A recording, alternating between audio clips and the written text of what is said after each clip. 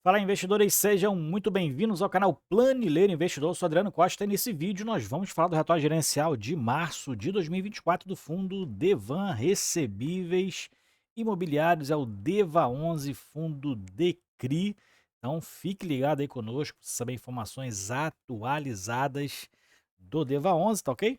E se você gosta desse tipo de assunto, não perca tempo, se inscreva aí no canal, ative as notificações e deixa o seu like, é tudo de graça e você ajuda muito a gente aqui no canal continuar o trabalho, tá? E compartilhar essas informações com outras pessoas. E também eu vou deixar esse relatório gerencial na descrição do vídeo e o link do nosso grupo do Telegram e também o link da nossa área de membros. Já está aberta a nossa área de membros. Vá lá e veja as vantagens para você ser membro do canal por um valor irrisório aí, com certeza, tá ok? Então vamos lá, vamos falar do DEVA11, relatório de março que acabou de sair aí no mercado, tá ok? Para quem não conhece, esse que é um fundo DECRI, é para investidores em geral, tem desde agosto de 2020, então surgiu ali no meio do turbilhão da pandemia, né?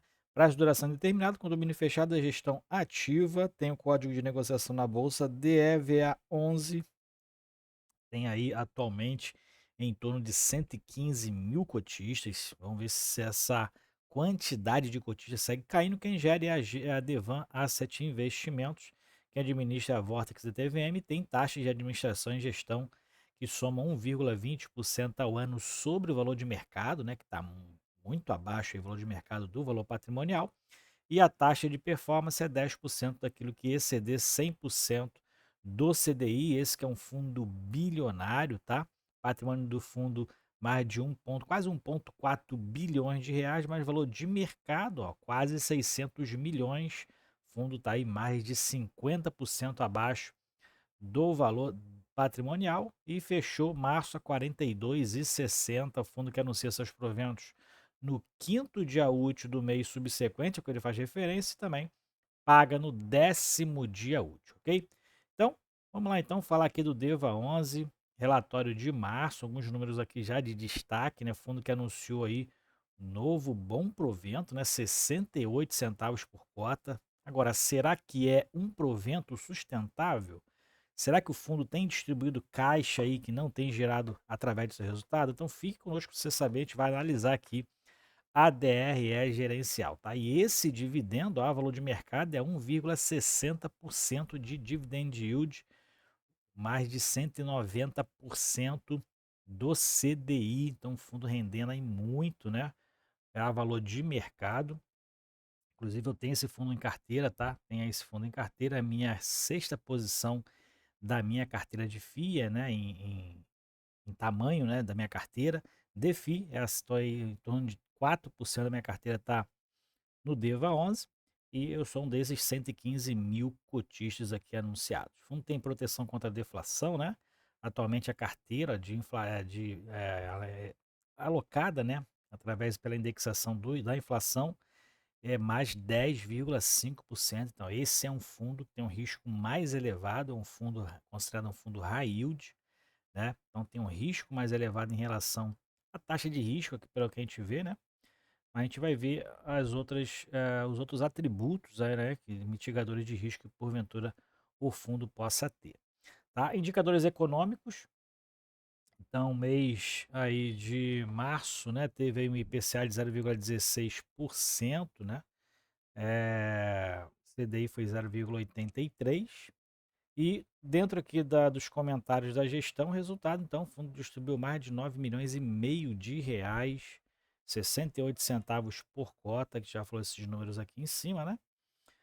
O dividend yield anualizado está em 16,13%, então um dos melhores dividendos distribuídos aí dos fundos, né, com base no valor de mercado, já distribuíram nos últimos 12 meses R$ 6,88. O fundo, que já havia antecipado no relatório de 24, né? O fundo foi reembolsado pela despesa de serviços advocatícios, foi contratados aí pela administração anterior, que não resolveu nada, né? É o que teve aí receitas extraordinárias de aproximadamente 9 centavos por cota, isso está detalhado na DRE gerencial. E em relação às assembleias, né, daqueles fundos problemáticos, ele fala aqui, no primeiro dia de março foi realizada a Assembleia Geral dos Titulares, do CRI, Circuito de Compras, e WAM. Então, para quem quer saber aí o resultado das atas, tá? O link está no relatório que está na descrição desse vídeo. Então, você clica aqui e vê o resultado dessas atas aí, o que que foi realizado aí nessas assembleias, né? Foi a questão do reenquadramento aí desses CRIs. Então, é, ele inclusive comenta aqui que na ata que comenta a respeito desses reajustes, ele fala que não se equivalem a perdão de dívidas, mas sim uma espécie de waiver, né? Aquele que eles jogam essa dívida mais para frente e dilui aí durante um prazo, mas posterga a vida não, a dívida que esses dois CRIs têm com relação ao DEVA 11. Evento subsequente, ele fala que no dia 10 de abril também teve outra assembleia de titulares aí agora do Resort do Lago 4, então tá aqui também nesse link que está na descrição do relatório, está na descrição desse vídeo, tá? Bom, ele fala aqui que o destaque na mídia do DEVA 11, né, foi destaques aí em relação ao dividendo distribuído, tá? Infomoney, Money Times, então o fundo aí foi destaque em alguns desses grandes players aí que falam sobre investimentos. Aqui agora estão na DRE gerencial.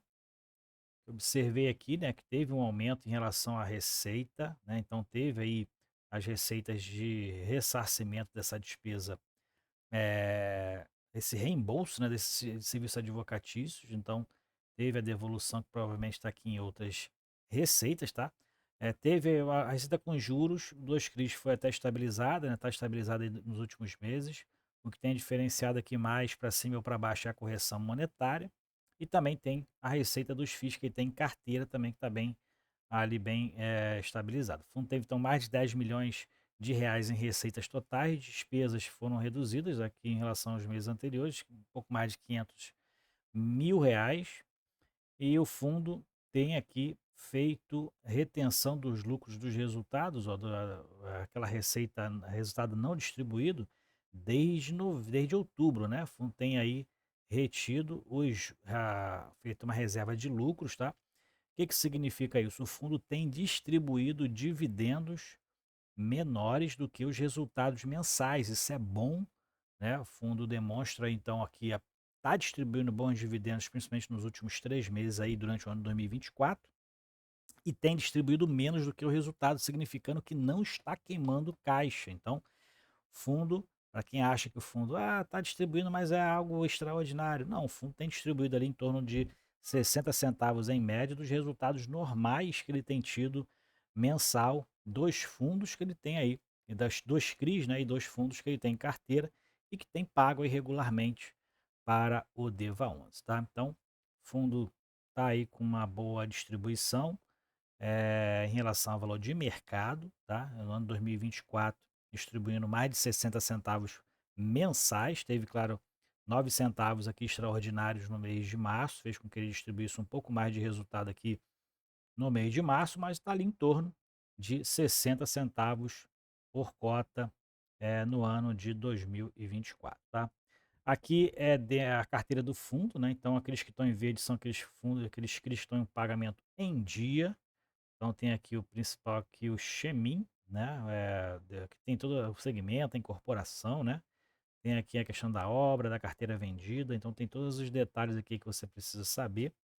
Os que estão em amarelo estão ali em prazo de carência, pode ser que esteja pagando ali os juros ou só está pagando a amortização, mas está em prazo de carência de algum tipo de pagamento daquelas negociações que foram feitas, naqueles devedores que, né, que afundaram aí vários fundos no início de 2023, tá?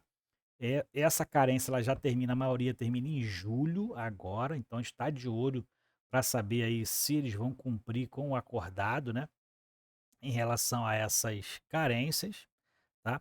E dentro aqui da inadimplência tem alguns fundos ainda inadimplentes aqui que o fundo tem feito algumas assembleias aí para negociação, né? Mas outros aqui realmente não temos notícias, né? Búzios B, loteamento NG30, então tem outros aqui que a gente não tem informações, tá? Então, dentro do percentual aqui que o fundo faz dos status dos ativos, ó, pagamentos em dia mais de 50%, então pagamentos em dia. Pagamentos em prazo de carência de alguma coisa, ou juros ou amortização, 41%. E os inadimplentes mesmo está em 8,7% Então, essa é a situação atual do fundo em relação aos papéis de sua carteira. Bom, dentro aqui dos números, né, dos seus ativos, não mudou muita coisa. O fundo está aí em torno de 86% alocado em CRI, tem 7,7% alocado em FI e quase 6% em caixa. Dentro da subordinação dos FIIs, a gente tem aqui o Sênior e Única como principal, né? O fundo tem menos de 15% em CRIs com subordinações mais arriscadas, né? Com aqueles percentuais de risco maior, que são esses mezanino e subordinada. Então, apesar de ser um fundo high yield, dentro da subordinação tem um risco um pouquinho menor. Aqui dentro dos segmentos a gente vê que multipropriedade, loteamento, né, incorporação, esses que têm mais riscos, tem um percentual aqui relevante na carteira, e aqueles com menores riscos, que é o corporativo, né, não tem muita pulverização, é 32%, a maioria, se você for separar segmento individualizado.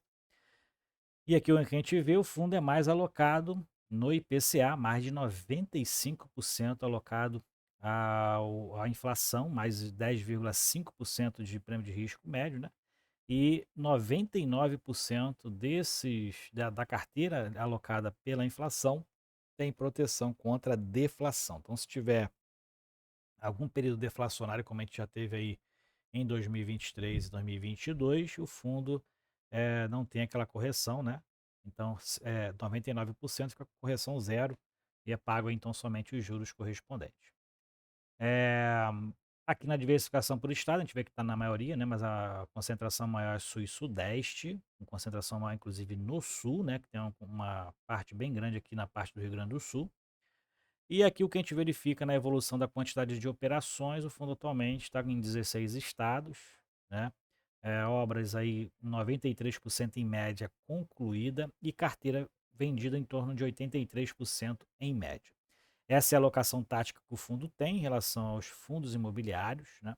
Então tem aqui praticamente só dois que estão pagando, que é o dos próprio Devan, não sei se CLSPA paga alguma coisa, mas esse XBXO aqui é uma furada, né? O fundo tem aí 1,9% do seu PL nele e não paga nada aí praticamente. Liquidez, o fundo tem reduzido, né, a liquidez mês a mês. Então, a gente verifica que no mês de março foi em torno de 23 milhões e meio de reais, foram menos negociações, né, porque o preço já está estabilizado já há algum tempo, ali na faixa entre 40 e 45 reais. Então, o que fez aqui a liquidez reduzir realmente foi a redução da quantidade de negociações. Tá? O fundo, então, teve um valor de mercado aí 598 milhões, aumentou um pouquinho em relação a fevereiro e a janeiro, e o giro de cotas foi menor, inclusive, justificando aí o volume negociado, né? E a liquidez aí reduzindo para março, 3,9% foi o giro de cotas. E aqui o que a gente verifica também, ó, como eu falei, o fundo está dentro aí de uma margem entre 40 e 45 reais já desde o meio do ano passado. Então, a única coisa que se justifica aqui a queda na liquidez, basicamente a quantidade de negociações, e a gente também vê isso através do percentual de giro de cotas de 3,9%. Na evolução de cotistas, aí a gente verifica que teve uma queda menor do que os últimos meses, mas teve uma queda também em torno ali de 1.500, apesar que foi mais, né? 2.500 cotistas aproximadamente saíram do fundo de fevereiro para março, né? Então aí se segue a redução dos cotistas aí que tem sido observada desde julho, tá bom? Desde julho a gente tem uma queda na quantidade de cotistas. Aqui é a especificação de cada ativo, que você pode verificar aqui a quantidade, tem alguns tem até o link aqui, né? Que vai para o ativo, outros não, mas tem alguns que tem. Tem aqui algumas atributos, né, desse CRI ou desse fundo, inclusive as garantias, né? Você pode observar algumas garantias aqui, se elas são absurdas, se elas são possíveis, né? Quais são aqui né, a característica desse CRI, esse CRI, por exemplo, que é loteamento, tem uma foto aqui do loteamento, outros são aí em relação ao segmento corporativo, né, que teoricamente teria um risco menor, mas foi o que afundou o fundo e outros 3 ou 4 fundos aí em preço de mercado, em receita no início de 2023, tá? Foi esse segmento corporativo aqui, que é o que normalmente a gente classifica teoricamente com menor risco, foi o que afundou os fundos aí, principalmente o Quarteto Fantástico que a gente tem comentado aqui no canal. Então dá uma lida aqui nessa parte qualitativa para você ter um conhecimento um pouquinho mais apurado em relação aos papéis, quais são as garantias oferecidas, né? E aí você consegue saber, inclusive, a inadimplência da carteira desse CRI, tá? Não é a inadimplência em relação ao fundo, mas em relação às vendas ali, aos pagamentos que têm sido feitos para o CRI, para a empresa, né, tomadora aí desse crédito, tá? Então, é isso aqui, tá, o relatório está na descrição do vídeo, você pode ver essas observações, tá ok? E essas são as atualizações, então, do DEVA 11 Fundo DECRI, que eu tenho em carteira, inclusive, e confesso que comprei algumas cotas aí no mês de março, né? E o fundo, na minha opinião, dos 4 lá que tiveram problemas em 2023, é o que está aí com um fundo um pouquinho mais próximo da normalidade. É claro que o preço de mercado vai ser complicado voltar àqueles preços que se praticavam, né? Mas os rendimentos do fundo, né, os resultados do fundo estão saudáveis desde outubro do ano passado, né, distribuindo praticamente aquilo que ele tem auferido como receita, não tem feito nada absurdo, distribuído aquilo que tem auferido como resultado e não tem queimado caixa aí do fundo, ok? Bom, então é isso aí, atualizações do DEVA 11, tá? Fundo DECRI. Se você tem alguma observação, deixe nos comentários do vídeo, né? Claro, as críticas estão aí, cada um tem uma observação, cada um tem uma visão em relação ao fundo, tá ok? Então deixe nos comentários desse vídeo. Se você gostou do vídeo, então deixa aí o seu like. Se você não gostou, deixa também o like aí, que aí pode ser encaminhado para outras pessoas, né? O YouTube vai indicar esse vídeo também para outras pessoas, ok? Fiquem com Deus, até o próximo vídeo. Tchau, tchau.